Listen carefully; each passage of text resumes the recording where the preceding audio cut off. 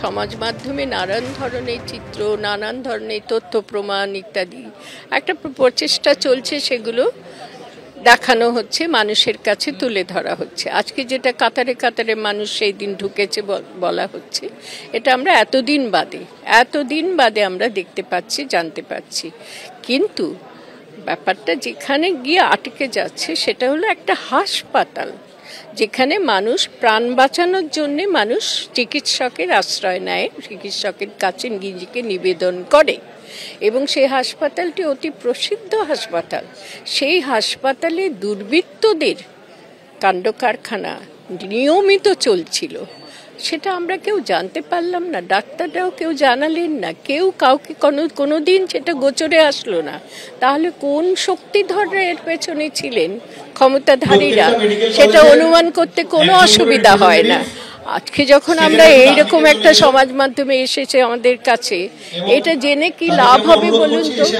শুধু এটাই প্রমাণিত হচ্ছে এই ছবি দ্বারা, বা এইটা যে তথ্যটা আমরা পেলাম বলে মনে হচ্ছে, এটাই প্রমাণিত হচ্ছে যে এর পশ্চাতে বহুজনের বহু প্রশ্রয় ছিল। আমি আবারও আপনাদের বলবো, 18 দিন পর, অর্থাৎ যেদিন এই ঘটনা ঘটেছিল, যে অপরাধ সংগঠিত হয়েছিল তার 18 দিন পর সেদিনের একটি ভিডিও ভাইরাল হয়েছে। 9 আগস্টের ভিডিও, সেমিনার রুমের সেদিনের সকালের ভিডিও, যেখানে ঠিক করছে ভিড়, যেখানে দেখা যাচ্ছে এই আরজিকর মেডিকেলের যিনি অধ্যাপক রয়েছেন, অধ্যাপক ছাড়াও দেখতে পাচ্ছেন আইনজীবী রয়েছেন, যারা বেসরকারি নিরাপত্তার দায়িত্বে রয়েছেন, নিরাপত্তা কর্মীকে দেখা যাচ্ছে। অন্তত 3 জন পুলিশ আধিকারিককে এই ভিডিওতে দেখা যাচ্ছে। কার্যত এক লহমায় দেখে একটা কোনো মেলার ছবি মনে হতে পারে, ভিড় এই পরিমাণে হয়েছে। এটা হচ্ছে সেমিনার রুমের ভেতরের ছবি।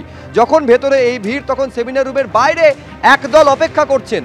তারাও কি তাহলে ভেতরে প্রবেশ করেছিলেন? এই প্রশ্ন বড় হয়ে দাঁড়াচ্ছে, এবং প্রশ্নটা বড় যে তথ্য প্রমাণ সুরক্ষিত রয়েছে কিনা।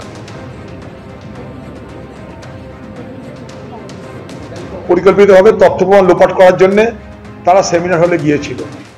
পরিষ্কার পরিচ্ছন্ন কথা, তথ্য প্রমাণ লোপাট করা হয়েছে রাজ্য সরকারের সম্মান বাঁচাতে, রাজ্য সরকারের মুখ বাঁচাতে, রাজ্য সরকারের নির্দেশে সেখানকার আধিকারিকরা, পুলিশ, আরজিকরের আধিকারিক সবাই মিলে তথ্য প্রমাণ লোপাট করেছে।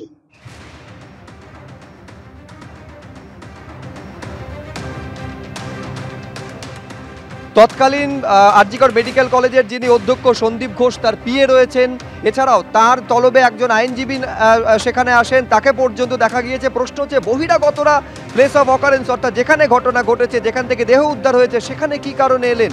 সন্দীপ ঘোষের আইনজীবী শান্তনু দে, তাকে পর্যন্ত লক্ষ্য করা যাচ্ছে। এবং ওসি যিনি সঞ্জীব মুখোপাধ্যায়, আরজিকর মেডিকেল কলেজে যে পুলিশ আউটপোস্ট, সেখানকার ওসি রয়েছেন। From the very beginning of the incident আমি এই কথাটা বলে এসেছি যে আমার যথেষ্ট সংশয় আছে সেমিনার হল আদৌ প্লেস অফ অকারেন্স কিনা। সেমিনার হলই যদি প্লেস অফ অকারেন্স হবে, তাহলে সেই প্লেস অফ অকারেন্স সিল্ড হয়ে যাওয়া উচিত ছিল, সেটা হয়নি।